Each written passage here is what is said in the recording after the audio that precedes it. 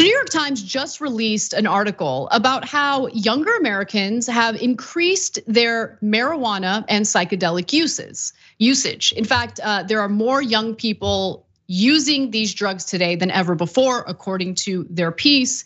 And there's some fear mongering here, which is incredibly annoying. We'll address that. But first, let's give you the raw numbers. So marijuana use in the past month was reported by 29% of young adults in 2021, compared to 21% in 2016 and 17% in 2011. Daily marijuana use also significantly increased during these time periods, reported by 11% of young adults in 2021, compared to 8% in 2016 and 6% in 2011. So we're talking about young adults here, okay? Adults. So if we were having a discussion about teenagers using marijuana, I gotta be honest, I would be a little bit concerned. I know that teenagers use marijuana. Your brain is still developing. I'm a little bit concerned about marijuana use at that time. But young adults, really only 29% in 2021 reported using marijuana. Like, this is self-reporting. So I'm just here to tell you the number's much higher, much higher. It just is. 100%. Yeah, and they will point to, if the numbers do tick up or continue to stay up a little bit for younger people, they will say that that is an argument for making it illegal once again. The fact that alcohol being legal means that some people below the age of 21 can use it has never been used as an argument by them for, well, and I guess we got to get rid of it for everybody. That's just not the way it works. You can try to limit the access of a thing to people below a certain age if you want to. And if it turns out that the scientific evidence is actually very strong for it having a deleterious effect, I would say it seems to me that weed is less damaging than alcohol, which is ubiquitous across America. Totally. And you said you're surprised it's only 21, and maybe it'll go up. And honestly, who the hell cares? If a 25-year-old or a 35-year-old or a 75-year-old wants to smoke weed, dude, I don't care literally at all. It doesn't matter. It could not matter less. Look, marijuana, I think, impacts people differently. Like, I know it impacts Cenk differently than it impacts me.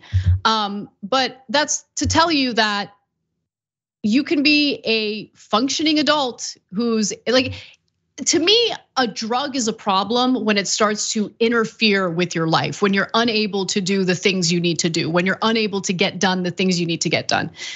For me, marijuana is an important part of my life, considering the stress associated with the work we do, right? So it's a lot of thinking about a lot of terrible things going on, both in the country and around the world. And your mind races. I mean, not everyone experiences that, but my mind, like, I couldn't sleep. I was having issues with my mind racing, and I just couldn't relax. And so it actually ended up being very helpful for me. And I know it's helpful for a lot of other people medicinally for other ailments that they may have. But let's get to some of the other numbers, because they talk about hallucinogens here as well. So in 2021, 8% of young adults reported past year hallucinogen use, representing an all-time high since the category was first surveyed in 1988. By comparison, in 2016, 5% of young adults reported past year hallucinogen use. And in 2011, only 3% reported use. Remember, again, just want to reiterate, this is based on self-reporting. So naturally, some people are gonna lie and say that they're not using hallucinogens. I think that's an important point to make here. Or that they are, and in fact, they're not, because they want to seem cool. Sure, maybe. Types of hallucinogens reported by participants include LSD, MDMA, mescaline, peyote, shrooms, or psilocybin, and PCP. Some of that stuff I don't know anything about PCP or mescaline or peyote, but anyway, I'm just gonna stop. Go ahead. I have gathered just enough from popular culture to feel like I'm an expert on all of those, because I've heard them mentioned in some movies or whatever. No, and look, they listed 6 or 8 different types of substances. I doubt they're evenly distributed across those 8% of younger people. I assume mushrooms is probably 80% of it, and then maybe there's some LSD or something. I don't know. Yeah, and look, I think people maybe reasonably would be a little bit more concerned about that than about the weed. Again, I mean, like, people have been getting drunk for a long time, and that is so obviously deleterious. I'm not an expert I'm not in charge of public health crises, and for good reason. But I feel like it is so easy to get dangerously drunk, dangerous to yourself and others, in comparison to these social drugs that, I don't know. I think that you should already have a lot of evidence that this is a serious problem for you to be willing to make like nationwide decisions about legalization for consenting adults based on the already established lack of evidence about how dangerous it is. Yeah, totally. I mean, marijuana should not be banned federally. Like there are still people suffering from criminal charges for possession of marijuana in some parts of the country. It blows your mind. It would be easy to take it off the list of Schedule I drugs. I think that's a huge problem. But I just want to make a quick point about psychedelics as well. So look, I haven't tried most of those hallucinogens mentioned, other than MDMA, which was awesome, and mushrooms a few times, which wasn't awesome actually. The first time was okay, but it's interesting because I don't see it as like a fun drug. It's a drug that forces you to confront a lot of trauma and which is why it's actually being studied as we speak as a therapeutic drug that can be used in a controlled setting, in a safe setting. And I actually think that that's good news. I think that there's actually a really good potential medicinal benefit to psilocybin. Because again, it makes you confront things that need to be confronted either subconsciously or very consciously. And so that's why I didn't enjoy the experience, but I do remember feeling a lot better about my life every time I did it. Now that's to say that there might be risks associated with it. I don't recommend it if it's, if you're not ready for it and it's not in a super safe environment that you feel comfortable in. I'm glad that they're doing research on it and I hope they continue to do that.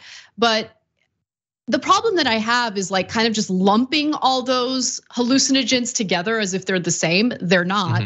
And also kind of discounting the medicinal benefits of some of the drugs. Yeah, and that we would be being told that all of these things are obviously unacceptable, whether for legality or even for scientific research, from people who are popping hydroxychloroquine and ivermectin throughout the pandemic as if it's the most normal thing in the world.